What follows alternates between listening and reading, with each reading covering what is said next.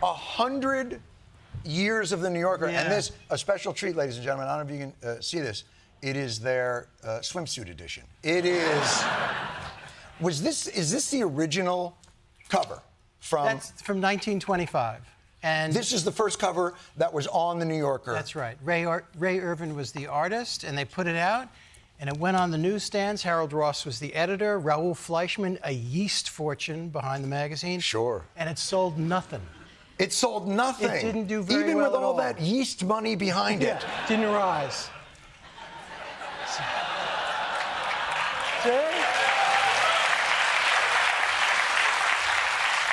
You should enter that in the caption contest, David. John Oliver warmed it up pretty well. Yeah, he warmed it up pretty good out there. And this is... they almost closed the whole thing down after 3 months. Really? They almost gave up on the whole thing. Yeah. What was it that turned it... Why in 3 months? Did something happen? It was meant to be just a purely comic, jazz age, 1920s, pre-Depression thing. And they were going to close it down after 3 months, and then they had a good piece about the Scopes monkey trial. Which, sure. Who did? What?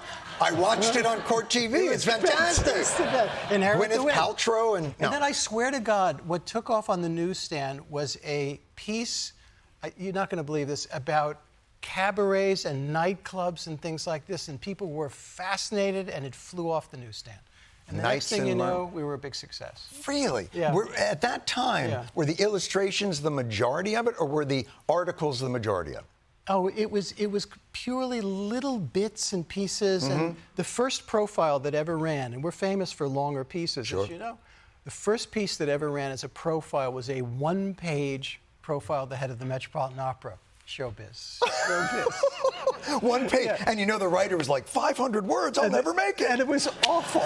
It was dreadful. Really? Yeah, yeah. And now, 100 years later, then, when you're carrying the mantle of something that has been here for so long, though, it does present an extra burden and challenge. You don't want to be the guy that's the last editor. Right. You don't want to be the last guy out the building, and it's changed so much. Yeah. So, in this more challenging media environment, to do long-form, you buy this and I don't remember what that's called, but you look at it. And read. Read. Yeah. And read more. What? Yeah, there aren't little dots and one-sentence summaries of world events. Son of a bitch. No, it is in defiance of every trend that we think is happening. But I think that people actually want to know. They want to know what's going on in the world. They want to know what's going on in Washington. They want to know what's going on with other people's lives and have some empathy for it. They want to laugh, and that's what we're trying to do. It's a pretty inclusive formula. I will say, for me, because the circadian rhythm of the news has become the circadian rhythm of Twitter, I almost think it's leading that sort of incentivized outrage and hate and things that I find great solace in long-form journalism. Yeah. It really is a comfort food, but also there's not a lot of people out there who are taking the time to contextualize things. Well, I think there are more people than you think. I mean, a million, 2 million, 3 people subscribe to the magazine. I hope it'll be more, especially after this night. I think all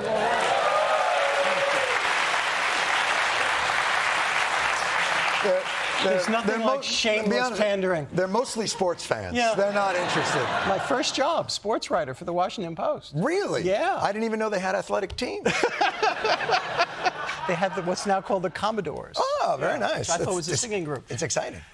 I think people want to find out more than just ridiculous tweets, and they want to know what's going on, and they want fairness and fact-checking and a sense of decency, and they also want some media outlets that aren't knuckling under.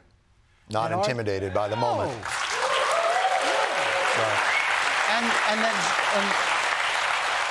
And that's our promise to you.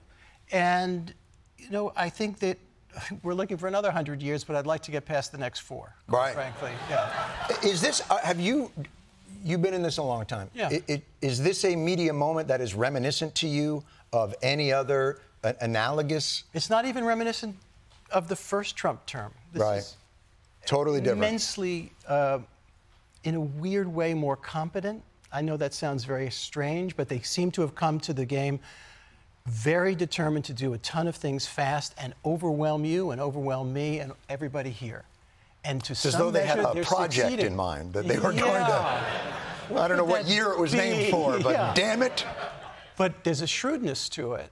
And part of the shrewdness is contingent on the weakness of the Democrats and the confusion of the Democrats at the moment. And the sport of the election, quite frankly. There are a lot of people behind them. And our job is to get it right and to get it fair and to get it factual and to not just be yelling and screaming and wagging our fingers with polemics, but to really describe these things with some sense of seriousness. And I think people want that. Is there a break glass moment for you in this? You know, we talked about it earlier with the audience about not overreacting to each individual outrage and moment, and is that frustrating?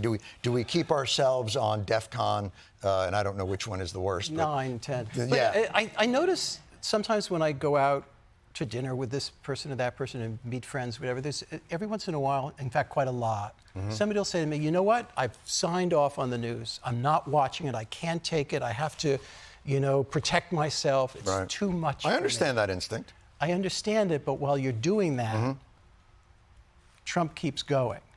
Politics keeps going. The world keeps happening. And you may choose to protect yourself, but then you're part of the problem, I'm afraid. Yeah. No, we were talking again. Too much. Action is the antidote for that anxiety. The question is, what have you learned from deterring this kind of executive action? Because the real moment to me will be that sort of Marbury versus Madison moment where, they'll say, well, enforce it. Well, who enforces it? I guess the U.S. Marshals. And if the U.S. Marshals work for the DOJ and the DOJ is run by somebody who tells them, no, don't enforce it. That's happening right now. Right now, the president is overstepping executive power, not once, not twice, but in multiple ways. And courts are going to have to stand up to do what courts need to do. The press needs to describe it and in all its fullness and accuracy. Citizens need to do what citizens are capable of doing. And it requires everybody. And the Democratic Party, and that Congressman Goldman did not exactly present the face of a warrior. That might have been my favorite moment that I've seen, where we go, like, what are the Democrats going to do? And he's like, I hope. Hopefully one of the Republicans will be like, this is crazy. We shouldn't. I want to lose. Chapter 12 in Profiles in Courage. Right? Yeah. Do you, as you've spent time talking to people that are obviously very informed within Democratic Party, it's their beat. Do they sense there is anything? I look at this as this is a 50-year project that the Republicans have run to reset the country to its not just pre-Great Society, not just pre-New Deal, but as even Trump is saying, like robber baron ethos. But that's a political battle. Some of that is a political battle that's natural over federal spending, for example, over culture wars. It's not a mystery that we have such. That's right. It's not constitutional. No, this is about breaking the norms of the Constitution and the law, and what are you going to do about it? Right. That's different. So what are, if you were going to say, the people, there's going to be protests, there's going to be those things, but at this moment, it is broadly popular. The agenda that has been enacted is, if we had a revote today, he would probably do better than how he did on... I think CBS said 53%. Which for him is a landslide. I mean, that's for any president really in this day and age to have that kind of popularity is really unusual. So I think we're headed toward a big crisis. I really do. And I think we're in the midst of it. Right. I really do. Okay. Well, thanks for being here. It's incredible to me how there really is a rudderlessness amongst the opposition party. Yeah. Well, the opposition party is the Democratic Party that's licking its wounds. It's beating itself up for what happened, and rightly so, in terms of the Biden decision to run a second time, or the decision to kind of have a willing suspension of disbelief on where Biden was in terms of popularity or his age. Well, there's a kind of sense of injury, embarrassment, and withdrawal. But enough already. Right. Enough already. Sack up. Yeah. You hear that? I'm going to say this right now. The editor of one of the most esteemed magazines in American history just told the Democrats, sack up. Shocking. You heard it here first on the news. Shocking.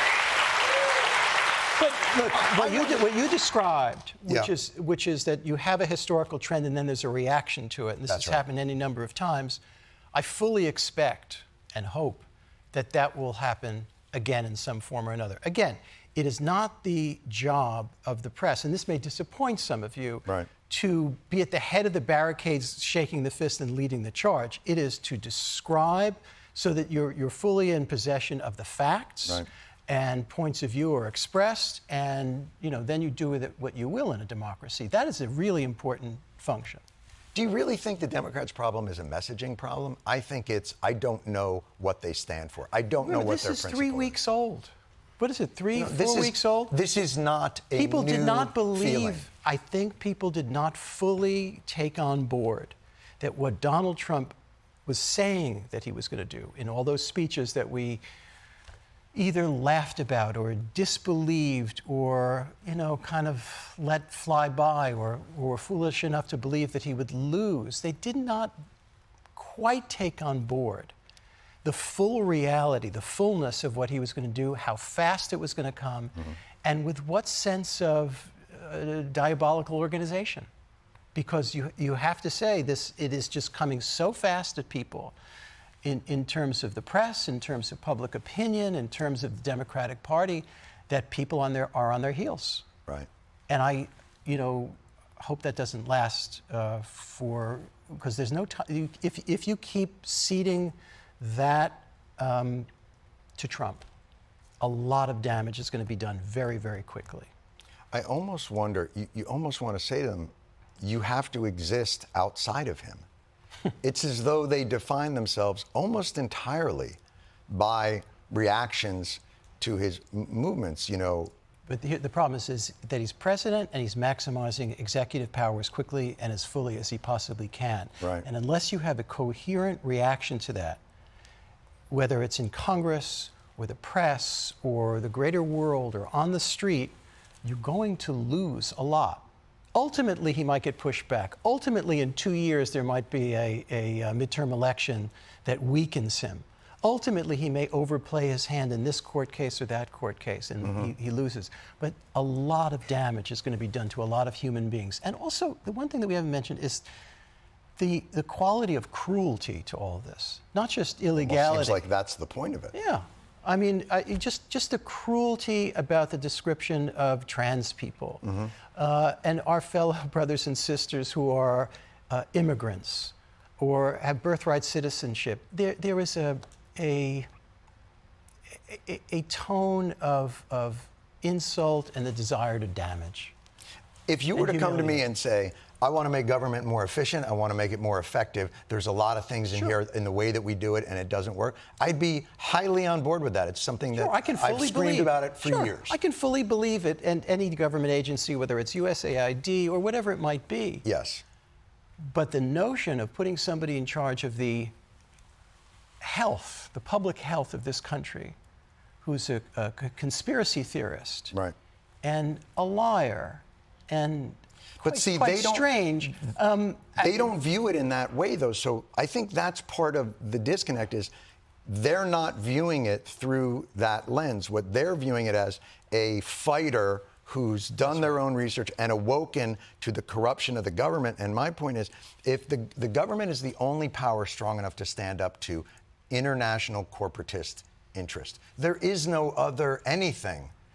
And if you think rapacious greed is going to make your health care better, and if you think rapacious greed is going to make pharmaceutical companies come to heel or oil companies come to heel, I don't know what you're looking at. Without government effectively managing those instincts, what are we handing this all over to? This is what's new between the first Trump term and the second term. I lived for 4 years in the Soviet Union, in the last years of the Soviet Union, and then kept coming back. And now I can't go anymore for obvious reasons. But what did you do in the Soviet Union? I was running a little. I can't go anymore for obvious reasons. And I'm like, did you kill a dude in the Soviet Union? Just a few, but you don't need to know about that. What? I was a reporter. Oh, you were a reporter. I was a reporter for 4 years. All right. I was a reporter for the Washington Post. And you know, I was coming to a place that for 70-odd years had lived lives not only of censorship, but of self-censorship, and a kind of relationship to the government where you were not a citizen, you were a subject. And I had the thrilling experience as a witness to see this seemingly come to an end, to liberalize, to have the promise of democracy, to see miraculously that Mikhail Gorbachev would come along and open the door. History can move in that direction, and God willing, it will again. I've heard that the arc of it is long and bends towards justice. It's long but aggravating. Yes. Yeah. But now it's, went in the other direction, and the oligarchs took over this country in concert with Vladimir Putin and before him Yeltsin. And to see at an inauguration a few weeks ago of the tech titans of this world sitting in the best seats in the House, right behind the President of the United States, was the most ominous thing. It was even more ominous than the speech itself. Right. Because those guys are seemingly willing to say and do anything to protect their gigantic business interests. And that is a further recipe for disaster. We've seen it before in this country, but we've never seen it energized by and supercharged by social media and the tools that they have at hand. I don't know why. I'm bumming you out. No. I remain optimistic because the history of this country is such resilience through peaks and valleys that we were sure were fatal blows. Yeah. It's different than these other, we are, for the adolescence of America being 250 years old, we are a more mature democracy than I think a lot of those countries. We have a history and a pattern of civic engagement at local and state levels that I think will prove, even if the body politic at that level begins to erode. But people have to wake up. We have our job at the New Yorker, you have your job. I think everybody here can't sit back either. I think we need a game plan. Honestly, I don't think it's that people aren't awake. I think they feel rudderless and thirsty for inspiring leadership that feels principled and has a plan of action that can turn this into something. I don't think the American people want this corrosive day-to-day. I truly don't believe that. That doesn't mean they don't want a secure border. It doesn't mean they don't want law and order in their cities. It doesn't mean that they don't want some other common sense things that have been done. They don't want the other part. I agree with you. And for once. So by agreeing with me, I have now officially been published in the New Yorker. You got it. By the way, not for the first time. You've been published in the New Yorker, and we're still waiting for pieces from you. What do you got, a job or something? I was in the New Yorker? Yeah, you wrote pieces for Shouts and Murmurs. Did I really? Yeah. I can't imagine how happy my mother was. The door is always David, open. as always, a pleasure. The New Yorker, 100th anniversary issue is out now. David Remnick.